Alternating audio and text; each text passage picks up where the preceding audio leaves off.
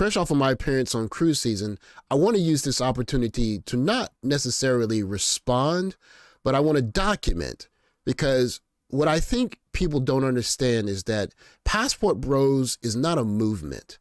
It's not a movement. It's an evolution. It is an evolution in modern dating.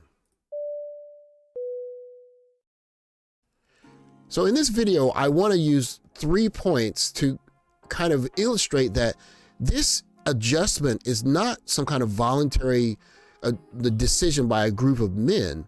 What it is an evolutionary adjustment to the modern dating scene as the West is presenting itself. And so the first point is simple. There are just more and more men that are overlooked, more and more men that women just don't want. They might need them for resources, but they're not choosing them. And so you can see this is Washington Post, 2019. And so you can see in that number from 18 to 29-year-old men, that number at 2018 is, that's 23% of those guys have not had any kind of attention at all. So that's 1 in 4 pretty much. And if you extrapolate those numbers a couple of years, and you consider, you know, what happened the last couple of years, that number could easily be north of 30%. Imagine 3 out of 10 guys are just not good enough. And I'm not talking about good enough for the top women. I'm talking about good enough for pretty much all women. And so if you're a guy in that group, or you're a guy flirting with being in that group, or you might soon be in that group, what we've always told those guys, and that's what one of the evolutions of the Passport Bros is, learn some game. You need to learn some social skills. And let's be honest, you don't have to have social skills if you're in the right attractive package. That is a cope that we've told guys, learn social skills, do what you got to do so that you can get the attention of, you know, certain women. And okay, fine. Let's say that you do the work. Then you run into the problem that we face in number 2. And the second point, of course, is that marriage is just less special than it ever has been. So if you are a guy, and again, remember, we've always told guys, you know, you got to level up, you got to get better, you got to, you know, get your ducks in a row. And if you get your thing right, then maybe you can get some game about you and you can get the woman that you want. However, and these are numbers from Pew Research again, so you can see them at the bottom. That's 1 in 5 in 2017. 1 in 5 U.S. parents are not married. We're seeing a growing number of people who are just not waiting to get married to have children.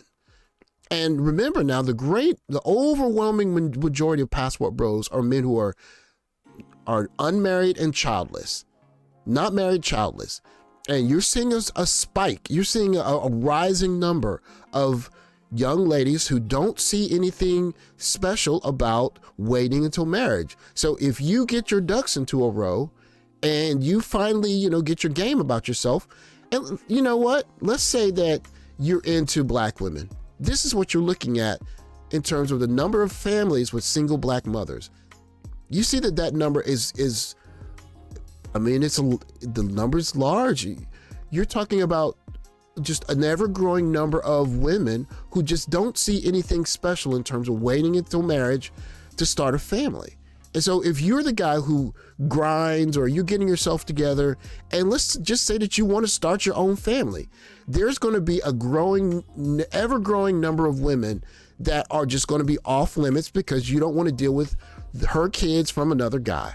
Now, you could call that fair or unfair, but as if men are going to be the ones that are going to be the choosers and leading the community, the men has at least the say so to say, I want to marry a woman of a certain type, and I would like for her to be without a child so that we can start a family off in the traditional way. Even if you can't, you know, offer chastity, or even, I don't know, I mean, even let's say that you wait until your 30s to get married. At the very least, don't have children from another man.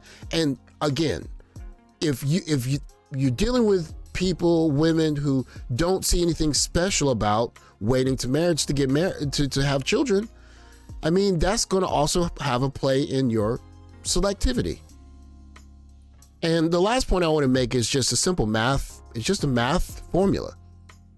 So what does the probability equation look like?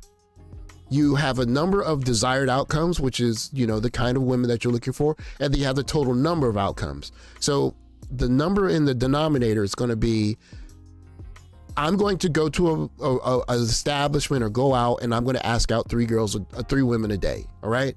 So that number on the bottom is fixed, right? It's fixed. The number on the top, the number of desired outcomes, that is something that we have control over in changing our environment. And so I'm going to ask out 3 women a day in America, in Texas, as we were talking about. Okay, now let me try it in Vietnam. Let me try it in Brazil. Let me try it in other countries, Timbuktu. And you want to get the top number as high as possible. Now, what are those desired outcomes? For each man is probably different, but you probably want someone who's marriage-minded before she turns 30, someone who's in the weight or size shape that you would find appealing, someone who likes you and is someone who's nice to you, and someone who hasn't started having children already.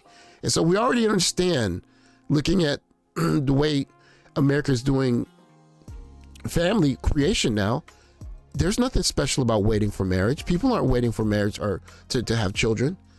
23% compared to, it would be highest in Europe by a long shot, but you look across Asia and even in Brazil, the great overwhelming majority of the world, especially in the first world outside of Europe, I guess, people are just not popping out babies before marriage. Now, there are a lot of reasons for that, and we can hash that out, but that's that aside. If you, in your formula, are looking for marriage-minded women that don't have children, that are in a certain weight or size demographic, and they like you and they're nice to you, you might have to consider the big number here. The big number on the right, 7.95 billion versus the 334 million. Because remember, that 334 million, that's coming with 23% of the mothers being single mothers, right? So again, you look at that percentage, that's 4.2% of the world's population is America. And we have this thing of telling guys, you got to try harder in the 4.2%, try harder in the 4.2%, try harder in the 4.2%. And then guys look up and say, it's 4.2%. There's 95.8% left, right? 95.8% left. Let me go look in the other 95.8%. And you know what's happening? That means that this is not just a one-off kind of movement, but it's actually an evolution. Guys are comparing notes and they're saying, you know what? The 95.8%, the pickings are not as difficult as they are in that 4.2%. And that is simple math and simple evolution. We can have our issues and our feelings about what should be the case, what might be the case, but the math and the facts on the ground are leading this to an evolution for men in certain countries to say they got to go somewhere else to find a wife.